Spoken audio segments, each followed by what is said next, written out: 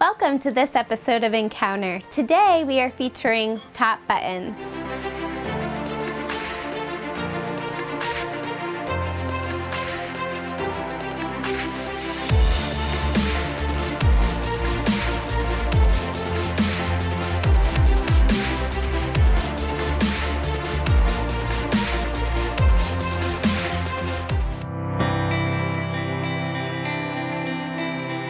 Top Buttons is a faith-based 501c3 educational and charitable organization existing to build up young women from the inside out.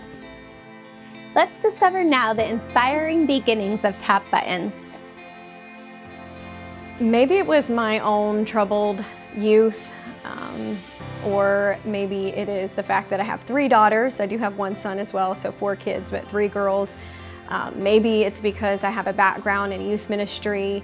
I thought I would grow out of my love for teenagers, and I just haven't. Not everybody can say that they love teenagers, I do. But there's just a lot of things that have affected me and have stirred up a passion to really be an encouragement to young people.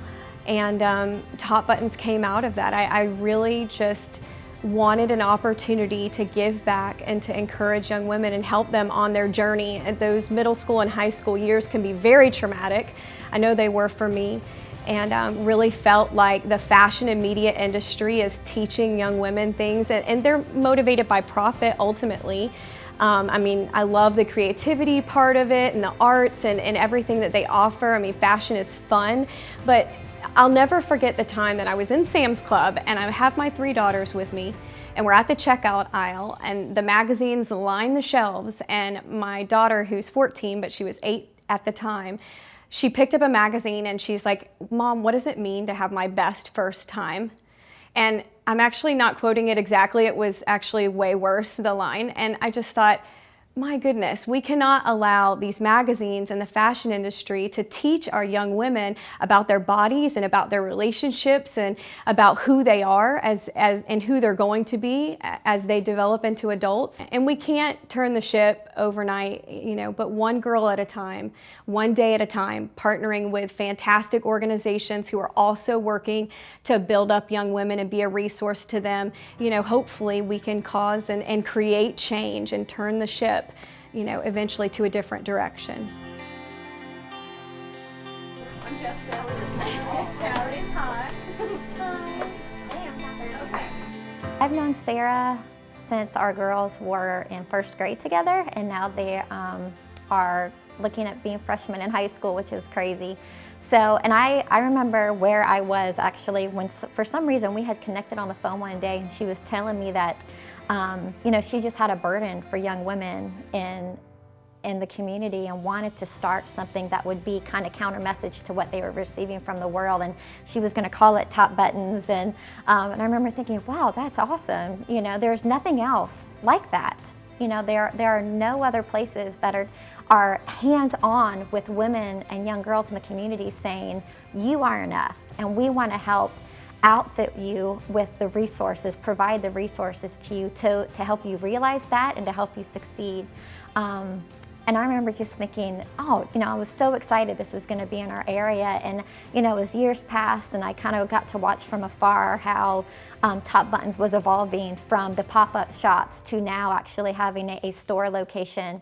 And the success of it, it has been really exciting. So I was very excited a few years ago when we were able to connect and actually talk about me joining the team. One of my husband's business associates' wives came to me and asked me if I would like to go with her to a meeting and hear about a local organization called Top Buttons, and to see if it would be something that I might be interested in volunteering my time.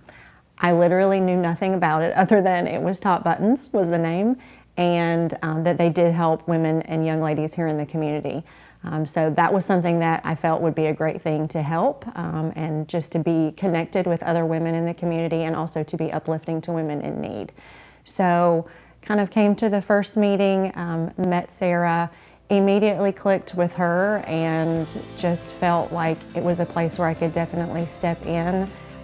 One, making connections for myself, but also being able to connect with women in the community, and just to be an encouragement to these girls who a lot of which are coming from very different backgrounds. Some of them may not have ever had anyone speak life or encouragement or show them how to put clothes together, or ultimately just to spend time with them and not to expect anything in return, really just being there for them.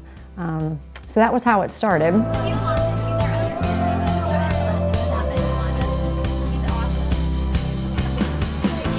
In 2012 or 2013, around that time, I had a friend. I was just starting my journey in makeup, and I was a freelance makeup artist. I was starting my own business, and I really wanted to be involved in something where I could give back to the community.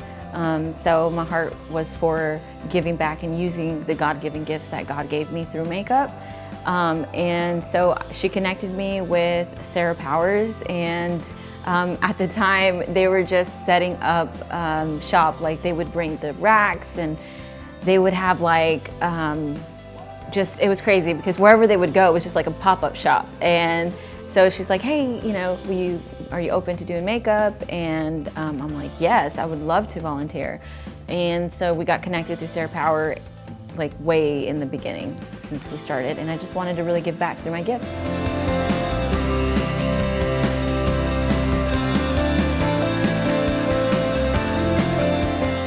Definitely from day one, I knew I could not do it alone, and I started talking to teenagers and moms and sharing the heart that I had to provide a fashion resource, and people just totally understood and wanted to be a part of it in different ways. And so it was mostly just young people and myself, collecting clothing donations and taking it to the organizations and doing pop-ups. It was a lot of work.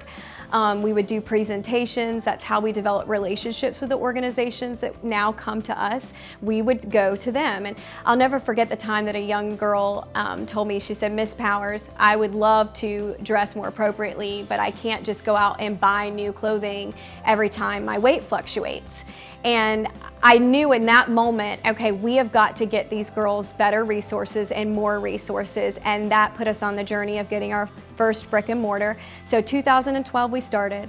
2015 we got our first brick and mortar in Dixieland, which was a great area for us. We were not open to the public, but we did have to, give a value to everything coming in and going out as a nonprofit for the IRS. So we put tags on it and made it a beautiful shop for the girls to come in, and they had their budget they could shop with, and they got their personal stylist, and they got their hair and makeup done. And it was really beautiful to see the growth of how we were able to impact the girls and the type of donations that we were getting.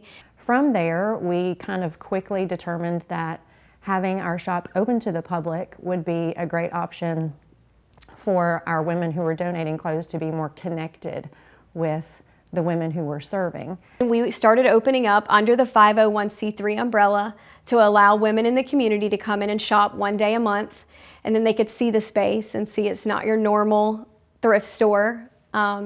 And to kind of wrap their brain around what we're really doing for these young people. So we decided to look for a space that we could be open to the public full time and serve the community as well, and serve the girls full time. Something central, something that we wouldn't have to beg people to come in the door.